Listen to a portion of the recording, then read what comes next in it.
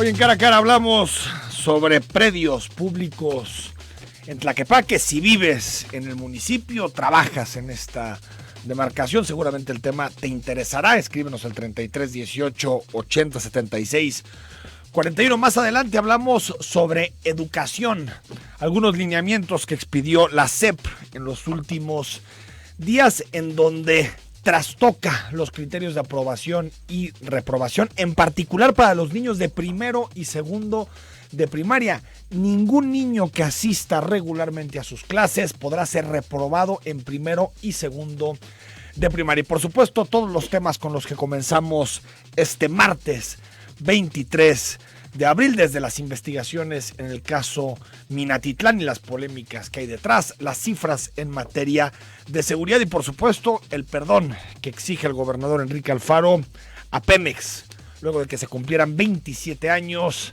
de la catástrofe, de la tragedia de las explosiones en el sector Reforma el 22 de abril de 1992. Soy Enrique Tucen y comenzamos Cara a Cara. En esta mesa dialogan todas las ideas, se genera la noticia y se dicen las cosas. Cara a Cara, la información clara y precisa en voz de sus protagonistas. Cara a Cara, con Enrique Tucen.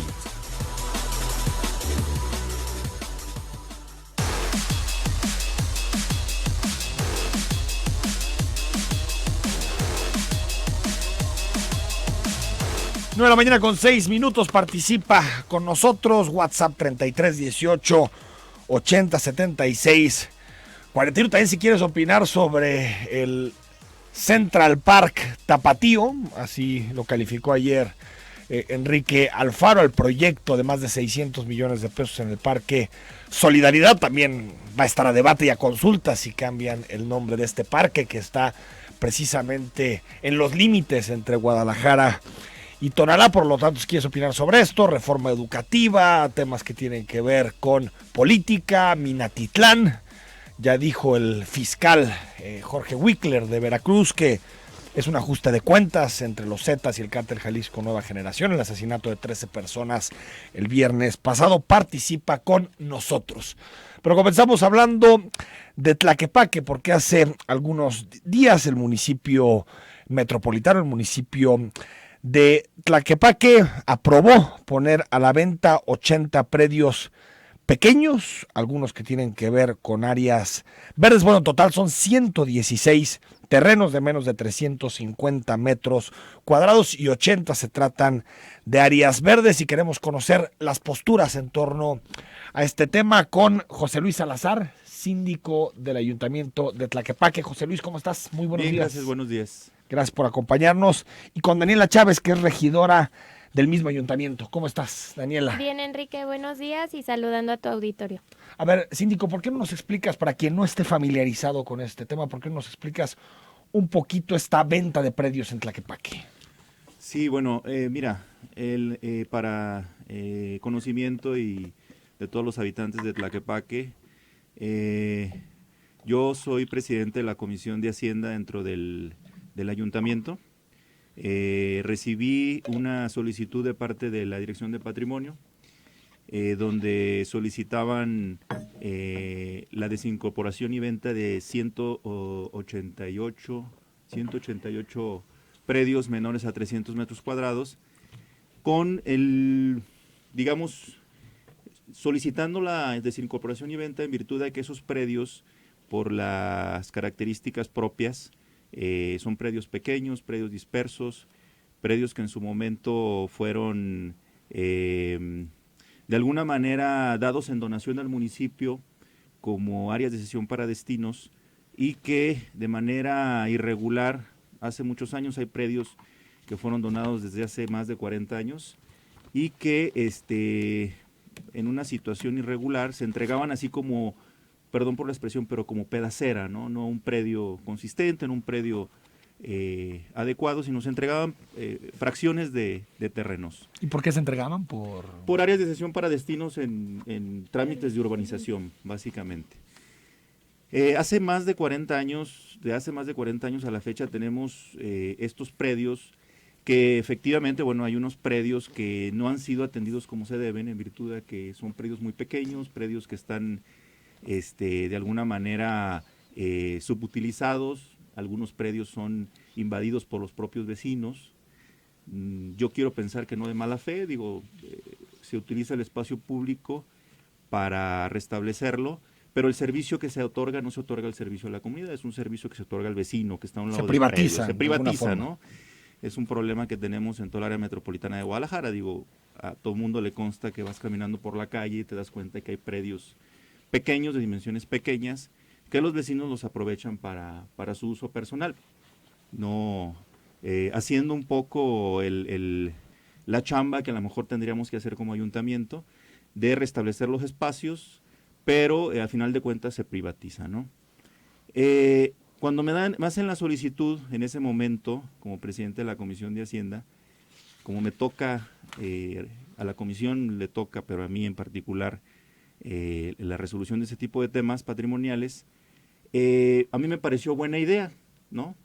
Me pareció interesante la propuesta de parte de la Dirección de Patrimonio, pero cuando se hace el turno de comisión se hace con 188 predios, del turno de comisión a la dictaminación en Comisión de Hacienda, la Dirección de Patrimonio me hace un nuevo filtro de esos predios y de 188 los baja a 116. Me comentan pues que son predios, los que se quitaron son predios que fueron identificados como áreas de camellones, áreas que de alguna manera tienen una utilidad pública. Y quedó en 116 el número. Cuando se hace la presentación a la Comisión de Hacienda, de alguna manera, insisto, era un proyecto que traía en ese momento una buena intención, ¿no? Era de alguna manera aprovechar esos predios, vendiéndolos y con el recurso que se obtuviera de esos predios, adquirir un predio con un poquito de mayores dimensiones o varios predios y equiparlos, ¿no? Con infraestructura. Que son subastas, ¿no? Obra Entiendo. Pública, ¿cómo se llama? Equipamiento para los propios predios que se fueran a adquirir, para tener áreas verdes consistentes y que de veras dieran un servicio a la comunidad. O sea, el objeto de la venta era el recurso que se obtuviera. Habíamos planteado alrededor de 100 millones de pesos en un inicio y con este segundo filtro, 50 millones de pesos, la adquisición de un predio y un predio de dimensiones considerables, si era factible un predio o varios predios, y dotarlos de obra pública, infraestructura y equipamiento. Antes de pasarle el uso de la voz a la regidora, ¿en qué parte del proceso está? ¿Estos ya están subastados, no están subastados? Sí, mira, el proyecto como tal, la iniciativa como tal, se quedó con un dictamen aprobado en comisiones, en la Comisión de Hacienda que yo presido. Derivado de esa aprobación, aquí la regidora es integrante de la comisión, estuvo presente en esa dictaminación. Se aprobó, pero a este momento y después de una serie de mala información, de confusiones que se han derivado de ese dictamen, yo como presidente de la Comisión de Hacienda he decidido en este momento no subirlo a Cabildo ya. O sea, mi posición es, el dictamen está en proceso de elaboración.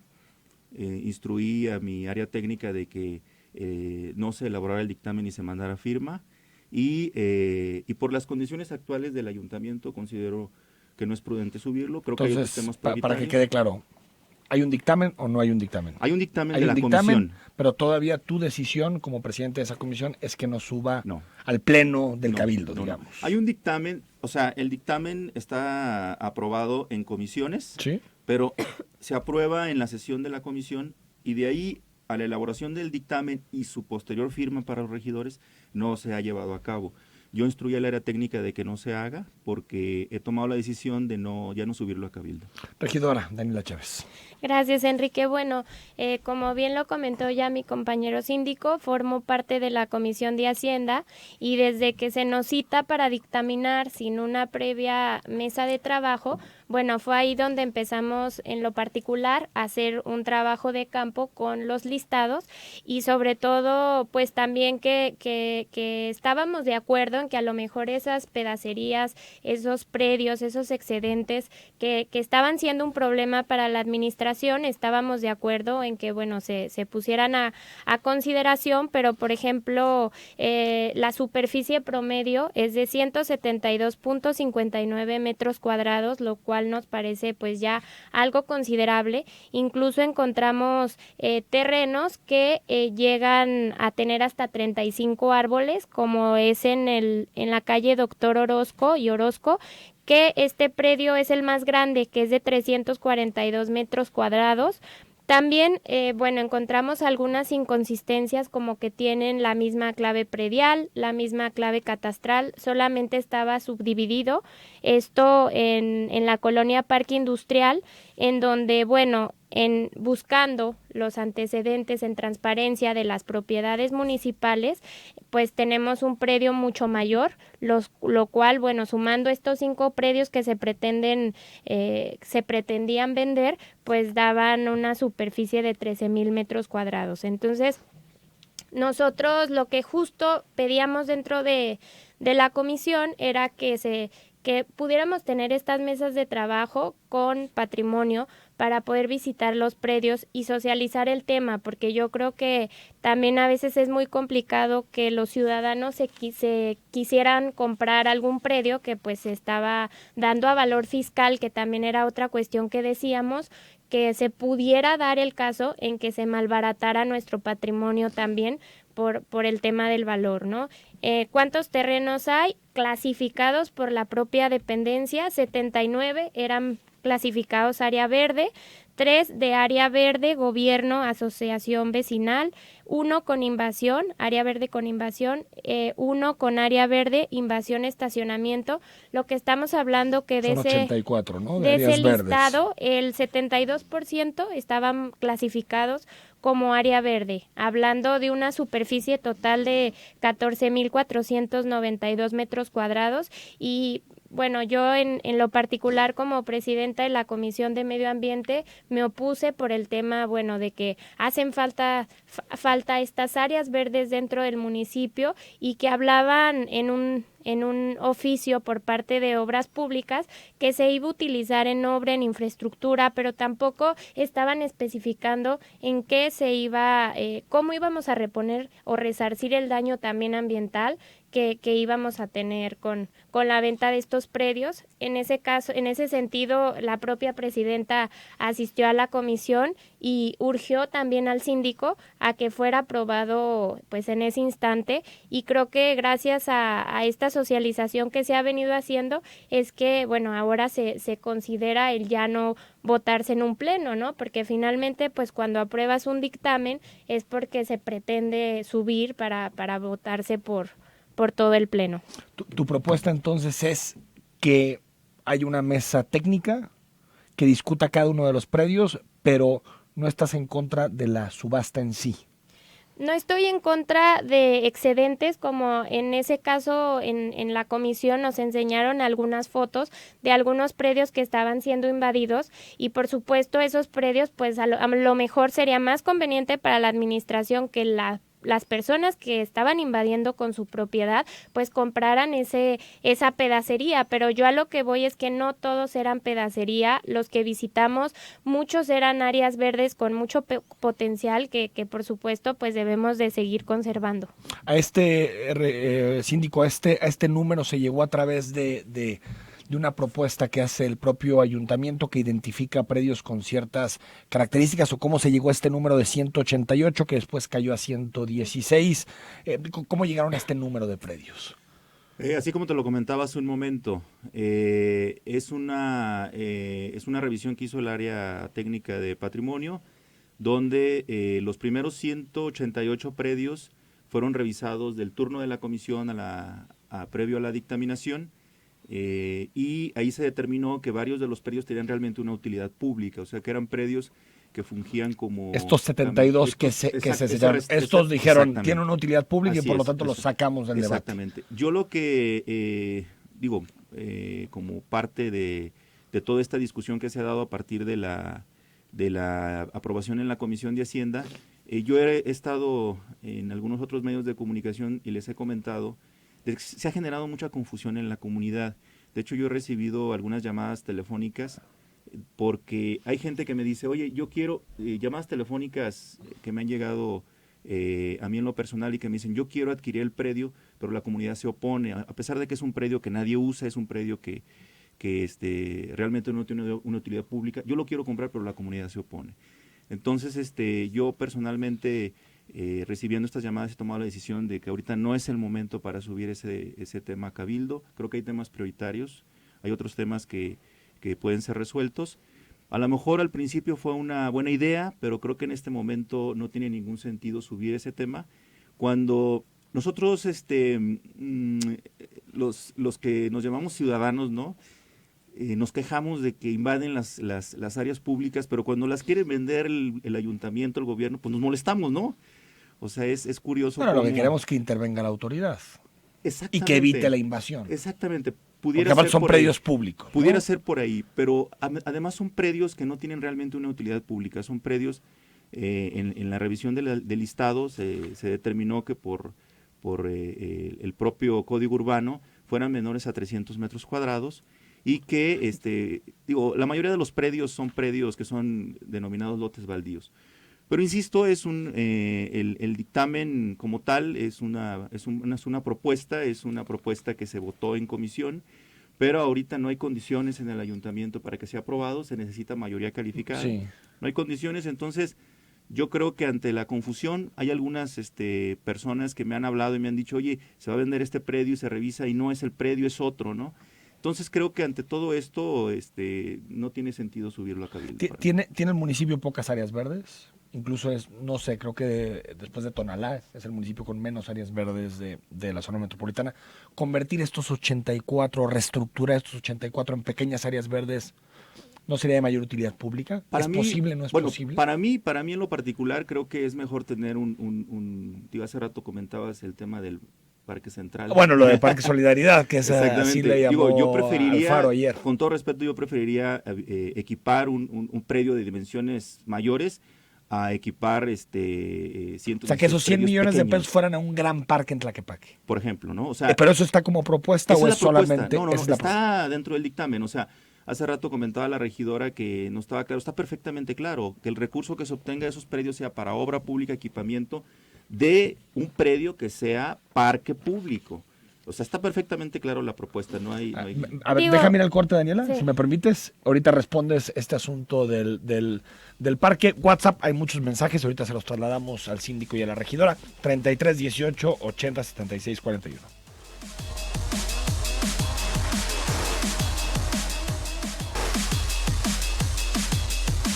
De la mañana con 26 minutos. Estamos discutiendo esta mañana en Cara a Cara sobre una propuesta de venta, de subasta de 16 predios públicos en Tlaquepaque. Nos aclara el síndico José Luis Salazar que ya la propuesta no va a subir, por lo menos en el corto plazo, al Pleno.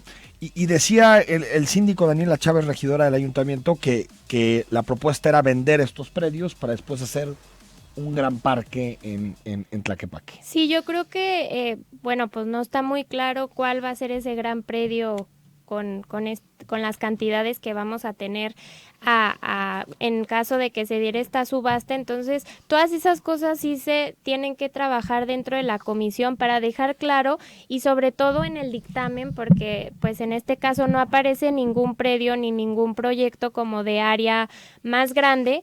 Y sobre todo, pues yo sí le pediría al síndico que se votara esta propuesta o que se regresara a las comisiones, porque ya hay un dictamen. Y ahorita hablaba de que pues no es el momento ahorita, pero quizá hay un dictamen que deja la incertidumbre sobre si en algún momento óptimo pues se obtiene la mayoría calificada, y creo que eso en lo particular me quedaría pues un poco preocupada. Entonces, que se vote, se rechace y que se inicie de nuevo el proceso. O simplemente que se suba a Pleno y que en Pleno votemos para que regrese a comisiones a su trabajo, porque en este momento, pues sí, no tenemos un dictamen en el que se ha firmado, pero la realidad es que pues una aprobación de un dictamen ya es el pase para poderse subir a pleno y creo que pues sí no queremos dejar sobre todo la incertidumbre dentro de esta administración. Síndico, sobre este tema. Bueno, yo en primera instancia comenté pues de que por el momento no hay condiciones para subirlo a Cabildo.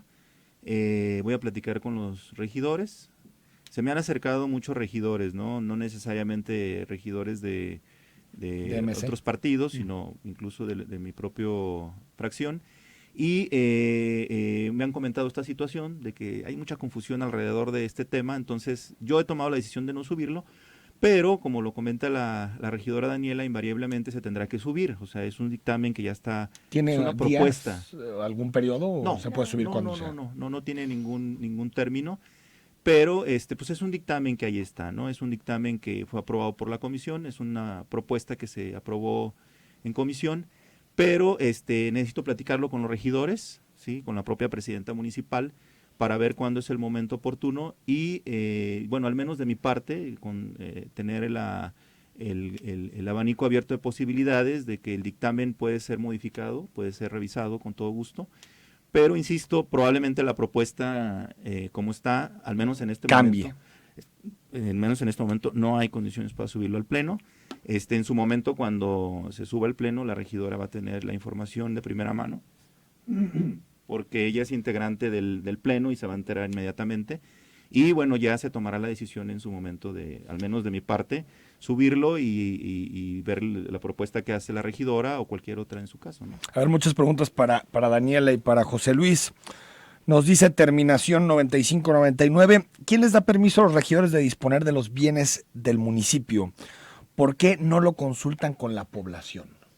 Sí, de hecho, bueno, en mi caso se han acercado bastantes vecinos, incluso han asistido a mi oficina, oye, me enteré, quiero el listado, quiero buscar mi colonia, los publiqué dentro de mis redes sociales también estos listados y nosotros también nos hemos dado la tarea de patrimonio solicitar sobre todo los planos, porque también hay mucha incertidumbre respecto a las ubicaciones exactas, ¿no? Entonces, toda esta información, por supuesto que la queremos hacer pública. Pero es un buen tema de consulta. Claro. O sea, sí se podría consultar, sí. hay propuestas de que se subaste y se haga un parque, que no, que se recuperen áreas. Sí, Los incluso ciudadanos podrían participar perfectamente en una consulta nos llegaron oficios con firmas en donde solicitan mesas de trabajo con el ayuntamiento, sobre todo por esta cuestión, ¿no? Para socializar el tema y para definir, pues, cuál sería la mejor decisión para los predios. Bueno, gracias, es José Francisco Prado el que nos escribe. Es muy largo tu mensaje, José Francisco, pero creo que más o menos es el centro de lo que señalabas. 5317, saludos, soy vecino de la colonia Canal 58. Creo que antes de pensar en un gran parque deberían de dar buen mantenimiento a las que ya están, porque la unidad de mi colonia da lástima y miedo. También la de San Martín de Arriba y la del fraccionamiento Revolución está decayendo. Orgullosamente soy de Tlaquepaque, pero me da tristeza no poder llevar a mis hijos a recreación a un parque o unidad deportiva digna. Bueno, esa es otra de las propuestas. Víctor Hugo MC solo está buscando la manera de hacer negocios con los municipios y el Estado. Bueno, nos dice también Eduardo Jiménez, ahí les encargo, en la zona de Juan de la Barrera no hay un solo parque en ninguna de las colonias aledañas en Tlaquepaque. Ya muevan la vista de San Pedro, les señalan. Eduardo Jiménez. 4371, buen día, escribe Alberto. Tengo una duda sobre el Polideportivo Valentín Gómez Farías. Como sabe, esta unidad deportiva y ubicación del Comude poco a poco ha sido tomado espacios de la misma por otras dependencias, ya que adentro de la misma hay varias dependencias como Comucat, Alumbrado Público y Parques y Jardines, el cual últimamente ha tomado espacios de la unidad poco a poco. Mi pregunta es, ¿dónde me puedo informar si esto está siendo legal? No sé si alguien conozca el caso precisamente del Polideportivo Valentín Gómez Farías. Bueno, esa área está administrada por el Comude, es un OPD, puede acercarse directamente al espacio y consultarlo con el director del Comude, él es el responsable de esa área. Igual si gusta, yo lo puedo recibir con mucho gusto, yo puedo hacer la consulta con el director del COMUDE. Marta González, yo no estoy de acuerdo en que se le meta todo un parque grande cuando se requiere áreas verdes por todos lados. Algunas personas nos quedan muy lejos los parques grandes, sin embargo, si existieran pequeñas áreas verdes alrededor y dentro de las colonias serviría más para oxigenar la ciudad y que se vea más bonita, y eso motiva a los ciudadanos, nos dice Marta González. 3896, Tlaquepaque es el municipio que menos áreas verdes tiene. No puede ni tener verde el camellón de Lázaro Cárdenas, menos hacer un parque que dé la cara limón, siempre se esconde. Osvaldo Caldera, buen día a todos los presentes. ¿De qué manera se pretende transparentar la venta y del mismo modo participar en la compra de algún predio? Pues ahorita la venta queda detenida, ¿no? En este momento nos dice el Osvaldo, nos dice el síndico que queda detenida, ¿no? Bueno, en el caso de, ya se fue a la última etapa del proceso. Ahorita, como lo comenté desde un principio, es una propuesta que se aprobó en comisiones, pero se tiene que aprobar en el pleno del ayuntamiento y posterior hacer el procedimiento de venta. O sea, es muy aventurado decir que cómo se va a hacer el procedimiento. Y la subasta tendría que ser pública, que se den 2, 3 propuestas, ¿no? Y va a partir de un mínimo. Yo insisto, ahorita no es momento de... Está yendo a la Z sin haber pasado por la J o por la el K, documento, ¿no? insisto, no ha sido aprobado. Entonces, bueno. Bueno, nos dice terminación 3303, buenos días. ¿Está permitido apoderarme del jardincito de al lado para hacer un local? Aquí todos lo hacen, las del Camichín. No, pues no está permitido. Si no es tuyo, pues no. O sea, no está. Digamos que es sentido común, ¿no?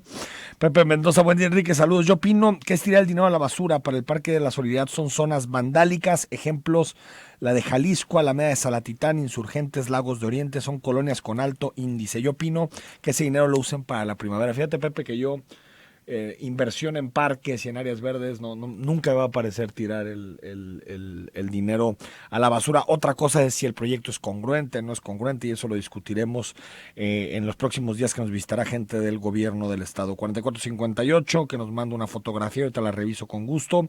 José Jesús Ramírez, buen día, Enrique, recurro a la amplia difusión de tu programa para hacer una denuncia sobre otra más de las obras inmobiliarias irregulares que el Ayuntamiento de Guadalajara ha autorizado. Se trata de un condominio de departamentos que se está construyendo en Avenida de la Presa, justamente al lado del muro de Ávila Camacho, sí, por allá por la línea del tren ligero, a pesar de que existe un dictamen de línea que prohíbe construir ahí. Mándame más datos, José de Jesús, y ahorita me pongo en contacto con la gente de Guadalajara. Héctor González también nos habla del Parque de la Solidaridad, 7305. Lo del Ayuntamiento de Tlaquepaque es el business, como lo de fraccionar lo que queda del Cerro del Cuatro. No sé, síndico, ¿sabes algo de esto de fraccionar el Cerro del Cuatro? No tengo conocimiento de ese tema, porque no se ha hecho así como lo comenta. Y bueno,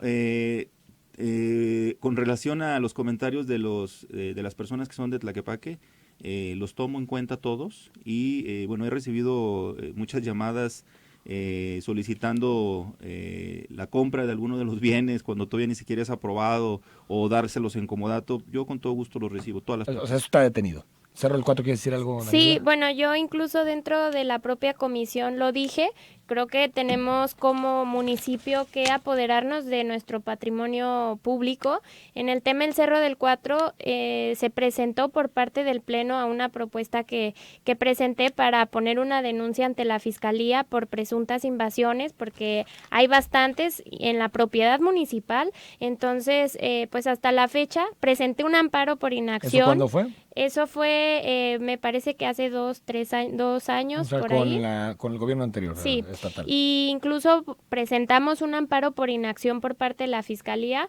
A la fecha siguen invadiendo, siguen enrejando, siguen poniendo pues cosas para invadir nuestra propiedad, y creo que como municipio pues sí es bien importante no dejar perder esos espacios, porque luego se convierten pues en una colonia, en un lugar en donde ya es imposible poder actuar, ¿no? Entonces creo que es el momento para, y justo aquí que está nuestro síndico, pues poder hacer algo dentro de esos espacios que se han visto invadidos, y que por lo mismo decía, no porque esté invadido el cerro ya hay que decir, bueno, pues hay que vendérselos.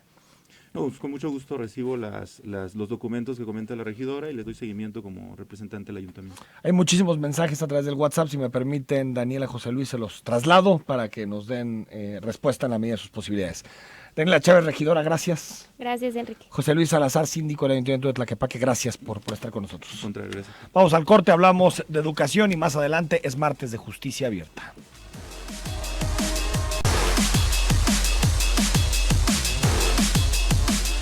9 con 41 minutos.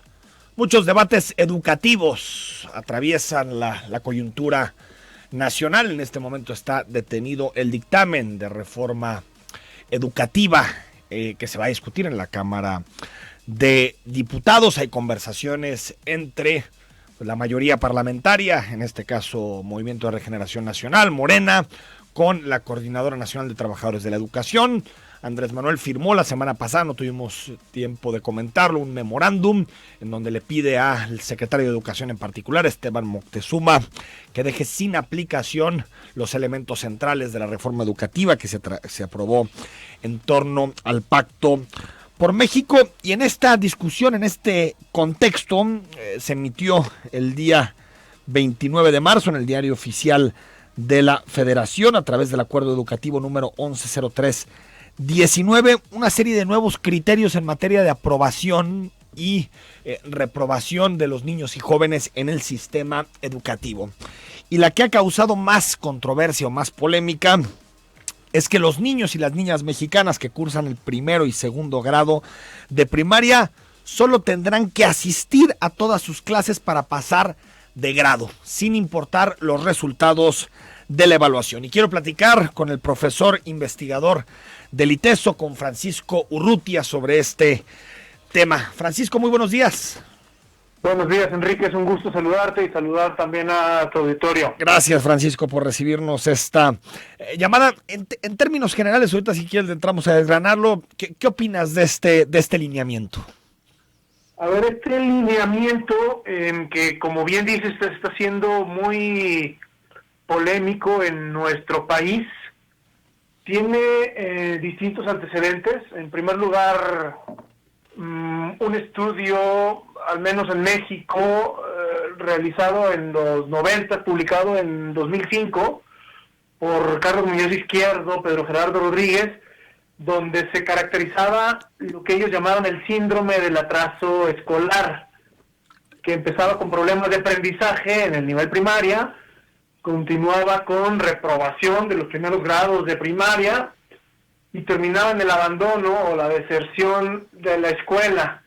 Este estudio mexicano tiene sus pares en muy distintos países, en donde se ha encontrado que la reprobación per se no beneficia a los alumnos para mejorar sus aprendizajes, y me parece que este tipo de hallazgos son las orientaciones que están en la raíz de la política que ayer se hace pública en México. Como bien dices, se había publicado previamente en el Diario Oficial el 29 de marzo, pero sí, no había resonado en medios por todo lo de la reforma, y opera en otros países, no en todos, pero al menos en Corea, en Japón, en Noruega, en Suecia, por mencionar, en Dinamarca. Tenía entendido que también en Finlandia, ¿no? En Finlandia no lo estoy... Que los primeros años de primaria no hay reprobación. Incluso había leído en un texto hace poco sobre el modelo finlandés que incluso también se habían ido eliminando las evaluaciones. Cierto. También en Finlandia, que es vamos a decir, un paradigma mundial de buen desempeño educativo, con lo que quiero decir que la reprobación no es una herramienta pedagógica que haya demostrado ser exitosa en el mundo, y por el contrario sí ha mostrado pues tener algunos efectos negativos en la autoestima de los alumnos, en perder a sus compañeros con los que iniciaron la primaria y por lo tanto complicar sus relaciones sociales, ser víctimas de acoso o bullying por ser reprobados. Incluso señalamiento, ¿no? Sí, y entonces, pues vamos diciendo, la investigación educativa no parece apoyar la idea de que la reprobación contribuye a mejorar el rendimiento de los alumnos, y sí demuestra que su aprendizaje se complica por temas de relaciones sociales, por temas de autoestima. Eso por poner en el centro lo principal, que es el aprendizaje de los alumnos en la primaria. Sí. Hay además otros argumentos, como el argumento financiero, es más costoso tener alumnos reprobando. Y pues el argumento de política educativa, que no debería de ser el central, y es pues que mejora la eficiencia terminal si los alumnos no reprueban, sino que van cursando la primaria hasta que terminan. Los países en los que yo mencioné al principio son países donde no, vamos a decir, donde está prohibido reprobar a un alumno. Ahora, en general, en Finlandia, como bien decías, en primero y en segundo es que funciona esta política, y en general en los países de buen desempeño académico hay un bajísimo nivel de reprobación. Ahora, yo creo que la sociedad tiene algo de razón en preocuparse y preguntarle a nuestras autoridades, bueno, si la investigación dice que no hay que reprobar a los alumnos, ¿qué vas a hacer entonces para que no solamente pasen de grado, sino que tengan los conocimientos, ¿no? Aprendan lo que tienen que aprender. A ver, Francisco, un niño, niña de primero y segundo de primaria, cuando pasa a tercero, sí. ¿Qué debe saber? Sobre todo, pues, leer y escribir, ¿no? Sí, lo principal es leer, escribir, sumar, restar. O sea, no corremos el riesgo de que haya niños y niñas en tercero de primaria que no sepan esto. Bueno, no sé si corremos el riesgo o ya está sucediendo. Ya sucede, de hecho, los exámenes de PISA, que son exámenes que se aplican a estudiantes de 15 años de edad en todo nuestro país y en todos los países de la OECD, pues están reportando que los alumnos que están terminando la secundaria en México tienen problemas para comprender preguntas de matemáticas y de lenguaje que contextualizan situaciones de todos los días para que ellos puedan resolverlas matemática o verbalmente. Esto quiere decir que están terminando la primaria también sin saber leer, sin comprender lo que leen. Y también las pruebas Planea, que es el nombre de las últimas pruebas que estuvo aplicando el gobierno mexicano en el sexenio anterior.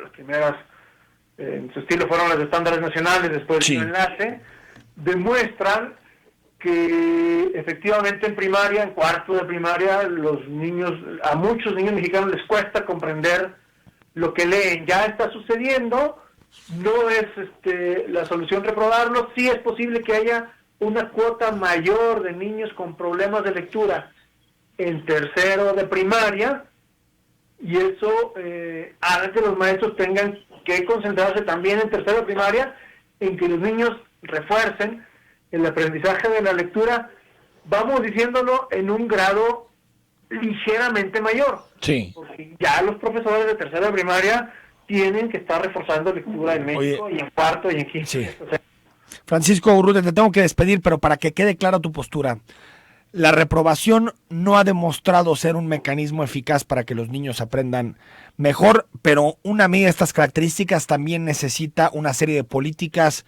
de acompañamiento para que los niños que accedan a tercero de primaria sepan leer y escribir, sepan sumar y restar.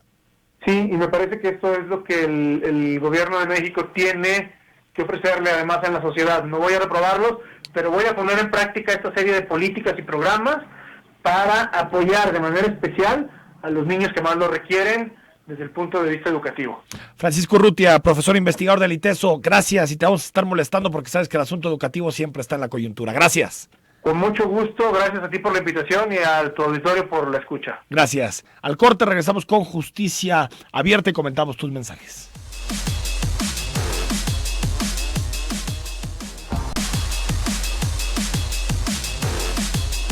De la mañana con 52 minutos. Gracias por todos tus mensajes y comentarios. Ahorita le damos lectura. Es martes de Justicia Abierta y saludo a Jorge Torres, abogado. Jorge, ¿cómo estás? Muy bien, gracias, Enrique. ¿Tú? Bien, todo en orden. Adelante. Gracias. Mira, Enrique, mi comentario de Justicia Abierta esta semana es en relación con el lenguaje que se utiliza en las sentencias. Hay un artículo que publicó la doctora Lucía Almaraz hace un par de semanas, donde señalaba que un eje fundamental de la justicia abierta es que se utilice un lenguaje claro y comprensible, es decir, que las sentencias sean vistas como un medio de comunicación o un instrumento de comunicación entre el Estado, representado en ese entonces por las Cortes, y el ciudadano, que es el justiciable. Esto ya ha sido reflejado en dos ejemplos que puedo comentarles en nuestro sistema jurídico. Un primer caso que resolvió la Suprema Corte de Justicia de la Nación en el 2013, siendo ministro ponente quien ahora es el presidente de la Corte, el ministro Arturo Saldívar. Al resolver este caso, que es el caso 159 del 2013, el ministro Saldívar concedió un amparo, propuso conceder un amparo a una persona que tenía un padecimiento de incapacidad, que es el síndrome de Asperger, que implicaba que esa persona tenía una capacidad mental equivalente a un niño de 6 años. De manera que la Corte estableció que todas las resoluciones que se dicten en donde estén dirigidas a personas que tengan una discapacidad de estas características tienen que contener un lenguaje claro y sencillo en una primera parte de la sentencia. Y si uno lee la sentencia, en los 10 primeros puntos de esta primera parte de la sentencia, le explica a un niño de 6 años cuál es el fundamento y el sentido del fallo. De una manera me parece mucho más eficiente que el resto de la sentencia que está dictada en formato tradicional. Esto nos debe llevar a la reflexión de que sí se puede utilizar un lenguaje mucho más sencillo y mucho más claro, sin necesidad de tanto tecnicismo y conceptos abstractos, y esto mejoraría el entendimiento del justiciable del sentido del fallo, sin necesidad de intermediarios como seríamos los abogados, que a veces tenemos que traducir o en algunos casos mal traducir las resoluciones de los tribunales. El otro ejemplo que les puedo poner es el Código Nacional de Procedimientos Penales, que en su artículo 206 exige que los jueces del nuevo sistema de justicia oral expliquen su resolución a la persona a la que están sentenciando, lo cual implica un reto adicional a simplemente resolver y notificar la sentencia. El brindar una explicación concreta y directa a la persona a la que va dirigida la sentencia también es una buena práctica que me parece que debiéramos extender a todas las demás materias y no solo a la materia penal en el sistema oral. Hasta aquí mi comentario, Enrique. Jorge, pues muy claro, y es cierto, la verdad es que incluso cuando nosotros nos metemos como periodistas y ya con grados educativos, nos cuesta trabajo entender las sentencias, imagínate, pues digamos el resto de la población, ¿no? Así es, y a final de cuentas el derecho es lógica. Si el argumento no puede explicarse en una explicación sencilla dirigida a un niño, entonces eso implica que probablemente no es lógico el argumento ni es sostenible. Oye, Jorge, antes de despedirte, dos temas legales o jurídicos que están ahí presentes en la coyuntura y que me gustaría saber tu opinión. Hoy hay muchas columnas sobre este binomio, esta aparente dicotomía que plantea el presidente en torno a justicia y legalidad.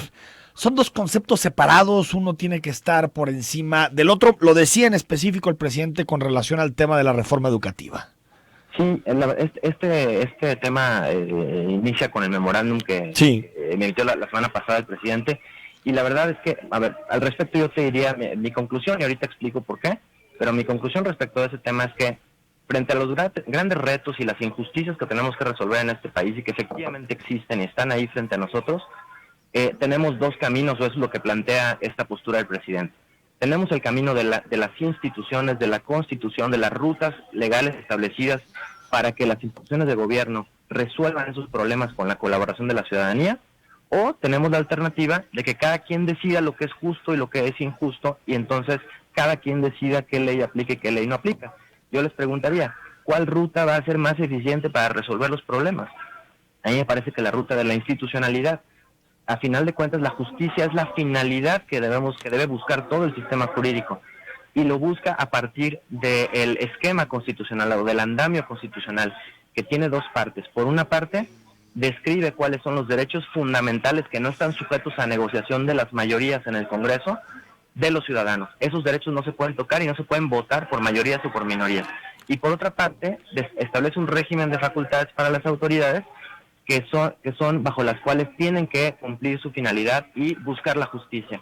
Entonces, el decir que me brinco mis facultades o que decido apropiarme de facultades que no me corresponden a mí como presidente para resolver los problemas, va a provocar, lo menos que puedo decir, va a provocar un desorden, ¿no? En el memorándum se ha enfocado mucho en el inciso que habla de la reversión de la reforma educativa, pero hay otros párrafos que no tienen desperdicio.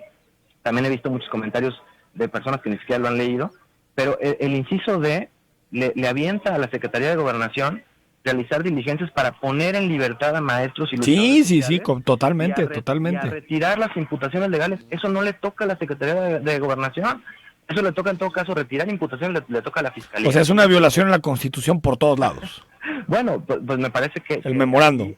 El memorándum, no hay forma de defenderlo. El presidente dice que es un documento, bueno, por ahí se dijo que es un documento político.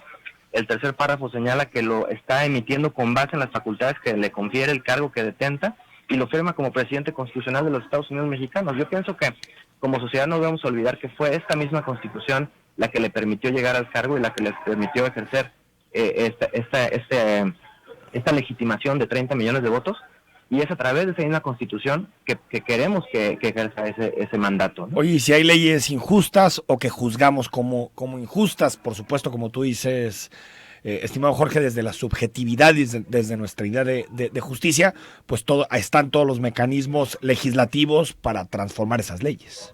El presidente puede provocar la iniciativa y... Totalmente, revertir la reforma. Se acabó. O acudir a tribunales para que se anule. En toda controversia de dos partes, las dos partes ven un enfoque de la justicia. Totalmente. Totalmente. Entonces, por eso se necesita que este tipo de controversia la resuelva un tercero que es imparcial, en este caso la Suprema Corte. Entonces, bueno. Jorge, te despido. Un fuerte abrazo, nos acabó el tiempo. Gracias. Hasta luego. Nos vamos, retomamos la conversación mañana a las 9 en Cara a Cara.